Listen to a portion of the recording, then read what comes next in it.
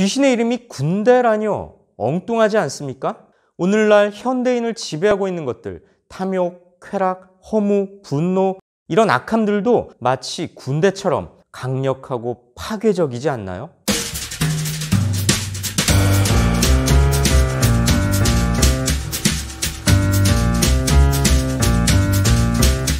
예수님께서 거라사라는 이방 지역으로 가십니다.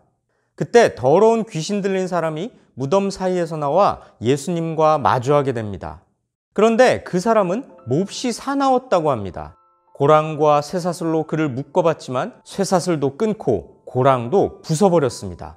아무도 그를 당해낼 수 없었습니다. 그는 밤낮으로 무덤 사이나 산속에서 살면서 소리를 질러대고 돌로 제 몸에 상처를 내곤 했습니다.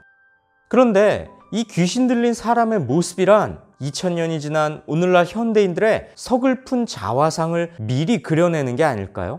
귀신 들린 사람은 자신이 잘못됐음을 스스로 알면서도 주체할 수 없는 상태였습니다. 오늘날 현대인들도 그렇지 않습니까? 세상의 것들에 미친 듯이 도취된 나머지 자기 힘으로는 어찌할 수가 없는 현대인들의 암울한 상태를 이 사람은 상징적으로 보여줍니다. 그는 예수님을 보자 외칩니다. 하나님의 아들 예수여, 나와 당신이 무슨 상관이 있나이까? 흥미롭지 않습니까? 그가 예수님이 어떤 분인지 정확하게 알고 있었다는 겁니다. 예수님께서 하나님의 아들, 다시 말해 인간의 몸으로 오신 하나님이라는 걸 알고 있을 뿐 아니라 나를 괴롭히지 마옵소서, 예수님이 자신을 벌할 권세를 가지신 분이라는 사실을 정확히 알고 있었던 거죠. 이 대목은 의미심장합니다. 귀신은 예수님이 어떤 분인지 알면서도 예수님과 상관없기를 바랍니다. 오늘날 우리에게 이런 모습이 있지는 않나요? 예수님이 어떤 분인지 알고 그분을 내심 두려워하면서도 내 생활은 그분과 상관없기를 바라지는 않습니까? 나는 내 마음대로 내 욕망이 이끄는 대로 살고 싶은데 예수님이 그런 나를 제어하고 통제할까 봐 예수님을 배척하고 싫어하지는 않습니까? 세상의 것들에 도취되어 절제하지도 못하면서 예수 그리스도를 붙잡지 않고 그분께 내 인생을 의탁하지도 않고 자학과 자괴만 하고 있지는 않습니까? 예수님께서는 귀신을 향해 그 사람으로부터 떠나 나오라 명령하십니다. 파괴된 인격과 성품을 회복시켜 주시려는 거죠. 그리고 귀신에게 내 이름이 무엇이냐고 물으시는데요. 귀신은 내 이름은 군대니 우리가 많음이니이다, 이렇게 답합니다. 귀신의 이름이 군대라뇨. 엉뚱하지 않습니까? 그런데 이유는 분명합니다. 귀신의 수가 많기 때문이죠.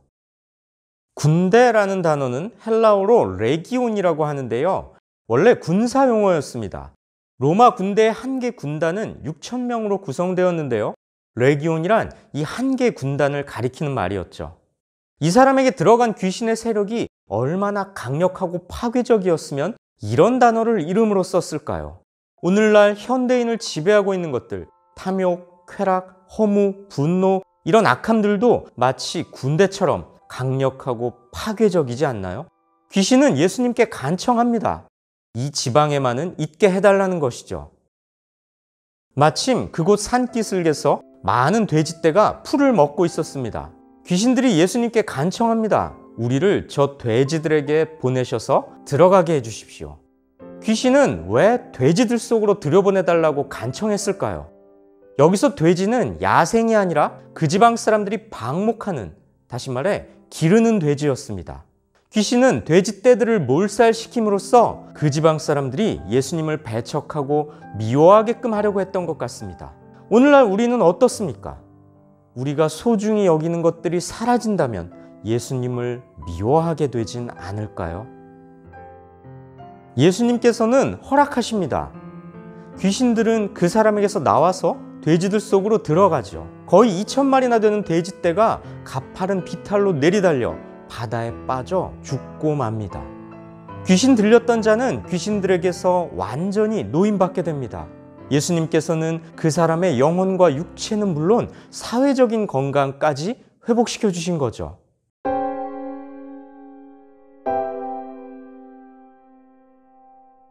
돼지를 치던 자들은 마을로 가서 이 모든 일을 알립니다. 사람들은 모여들죠. 귀신 들렸던 사람이 맑은 정신으로 회복된 모습을 보자 예수님을 두려워합니다. 그런데 그 다음 반응이 뜻밖입니다. 예수님께 자기 마을에서 떠나달라고 간청합니다. 왜 이런 간청을 하는 걸까요?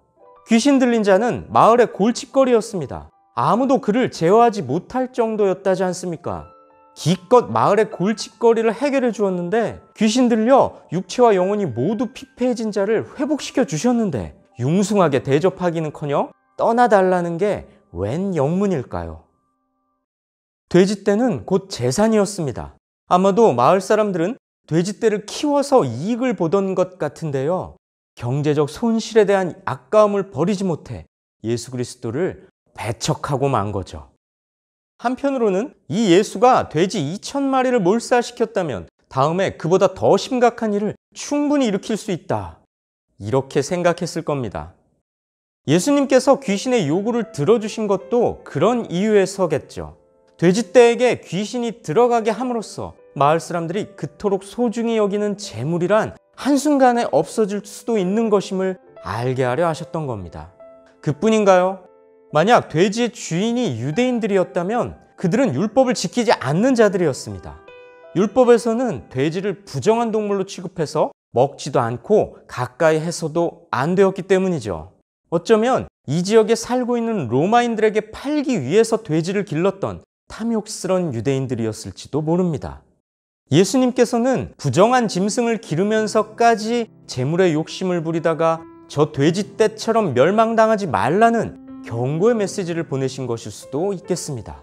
하지만 마을 사람들은 이런 예수님의 의중을 읽어내지 못했습니다. 예수님의 의도를 알고 그분을 영접해야만 함에도 불구하고 오히려 배척하고 만 거죠. 기적을 눈앞에서 목격했음에도 기적을 베푸신 예수 그리스도를 배척한 것이죠. 재물에 관심을 두다가 구원받을 기회를 잃어버린 것입니다. 그만큼 우리 인간들은 영혼의 문제보다 내가 소유하고 있는 것을 더 중요하게 생각합니다. 여러분의 관심사는 무엇입니까? 예수님입니까? 내가 가진 것입니까? 그러고 보면 귀신 들린 자들이 하필 무덤에 있었던 것도 오늘날 우리들에게 가르침을 주기 위함은 아닐까요? 오늘날 많은 이들이 마치 무덤에서 지내는 것처럼 죽은 자처럼 살아가지 않습니까? 마치 귀신 들린 것처럼 자기 스스로를 제어할 수 없는 재물과 쾌락과 자기애에 사로잡힌 삶을 살고 있지는 않습니까? 귀신은 예수여, 나와 당신이 무슨 상관이 있나이까? 예수님께 이렇게 외쳤습니다. 우리는 혹시 예수님과 내 삶은 아무 상관없는 것처럼 살고 있거나 은근히 상관없기를 바라지는 않습니까? 2000년 전 예수님의 사역과 가르침은 오늘날 우리들에게도 여전히 유효합니다.